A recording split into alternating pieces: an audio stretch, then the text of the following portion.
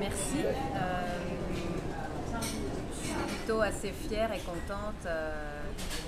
C'est un achievement, pardon pour parler anglais, mais je suis assez flattée, je dois dire, et assez contente d'avoir été choisie, que des gens aient pu reconnaître l'outil que j'ai voulu créer avec Culture Plus et que ça puisse parler aux gens. Donc merci. Exactement, donc l'idée c'était évidemment pas de combler un vide culturel, contrairement à ce que beaucoup de gens disent concernant Hong Kong. C'était effectivement de combler un vide d'information concernant tous les événements artistiques et culturels qui se passaient à Hong Kong. Avec mon cofondateur Julien Loïc, effectivement, nous avions l'impression que trouver des informations sur les événements, les expos, les spectacles, l'information était assez disséminée à travers quelques magazines ou quelques plateformes, mais il n'y avait pas du tout de médias dédiés. Donc effectivement, en 2020, pendant le Covid, sur une idée de Julien, effectivement, on s'est dit, voilà, le nouveau projet, qui était donc ce qu'on peut appeler un bébé Covid, puisqu'on a profité du ralentissement des activités de Covid pour créer Culture Plus, qu'on a lancé effectivement au mois d'avril 2021. Donc l'idée c'était de construire à la fois un agenda culturel, le pariscope culturel de Hong Kong, si vous voulez, qui serait à la fois un calendrier de tous les événements artistiques et culturels de Hong Kong, que ce soit les expositions, photos, peintures, sculptures, mais aussi les spectacles de danse, de musique, les concerts, le théâtre, mais également avec une partie très pédagogique, une partie éditoriale, avec le but de présenter des artistes, des acteurs culturels, qui soient locaux essentiellement, mais parfois internationaux quand ils venaient à Hong Kong. Donc l'objectif était double.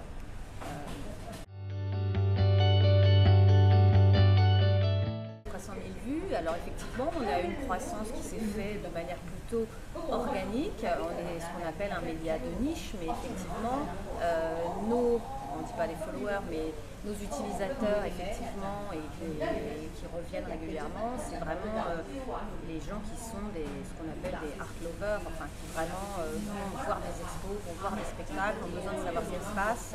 On a senti que tout de suite on comblait un manque dès qu'on a lancé Culture Plus. C'est vrai qu'on a eu la chance de dire mais c'est incroyable que personne n'y ait pensé avant. On a pas eu l'impression d'avoir l'idée du siècle, mais finalement on a rempli un vide. Et effectivement, on a rempli ce vide assez rapidement. Et ça a touché effectivement les gens qui étaient en manque d'informations culturelles.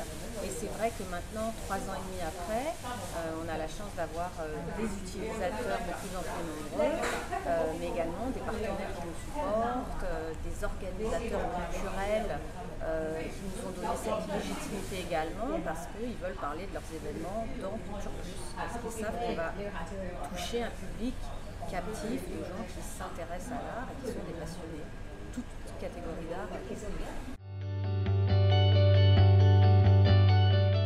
L'idée, effectivement, c'était de donner la même visibilité à tous les acteurs culturels, les organisateurs, les institutions de Hong Kong, qu'il s'agisse du petit espace culturel local au grand musée comme M+, ou au Palace Museum. Voilà. On voulait accorder la même visibilité, c'est-à-dire que dans les médias un peu plus traditionnels, effectivement, on parle souvent des grosses expos, des gros événements qui vont avoir lieu dans les endroits un peu iconiques de Hong Kong, où on voulait vraiment donner la possibilité au public local et expatrié d'avoir accès à peut-être des galeries qu'ils ne connaissaient pas du tout, des espaces culturels qu'ils ne connaissaient pas, de leur présenter des artistes qui sont exposés dans les galeries locales auxquels ils n'auraient peut-être pas eu accès autrement, mais aussi de parler de concerts qui n'ont pas forcément une grosse communication de masse à la base, et donc cette visibilité soit la même pour tous, et effectivement avec un accès gratuit, c'est-à-dire que l'utilisateur final, vous, moi, n'importe qui à Hong Kong peut avoir accès gratuitement à Culture Plus. Il y a un agenda des événements. Si vous n'êtes intéressé que par les expos photos, vous cliquez sur photos, vous voyez toutes les expos photos à Hong Kong, mais si vous êtes un passionné d'opéra, surtout d'opéra cantonais notamment, vous allez voir ce qui se passe en termes de spectacle d'opéra. Mais si vous voulez savoir aussi par quartier, vous pouvez chercher par quartier. Après, effectivement, on a un deuxième objectif qui est une visée un peu plus pédagogique. On ne se veut pas du tout critique d'art. Nous, on veut effectivement donner les outils et les clés de compréhension. Et donc, on veut jeter un peu la lumière, soit sur des artistes qui soient locaux ou alors internationaux quand ils ont un lien avec Hong Kong, ou alors aussi avec des musiciens, des organisateurs, des directeurs de musées, et qu'on leur donne la parole via des portraits filmés ou écrits en leur demandant de nous expliquer. Je veux dire, tout le monde ne sait pas comment fonctionne le travail de galeriste, tout le monde ne sait pas comment on organise un concert, comment on fait venir des musiciens, quel est le travail d'un charpentier d'orchestre. Donc la visée était vraiment pédagogique. On vous donne les clés pour comprendre qui se cache derrière ces artistes, quels sont leurs cheminements et quel est le travail d'un acteur culturel. Donc il y a cette partie éditoriale pédagogique et aussi cet agenda culturel.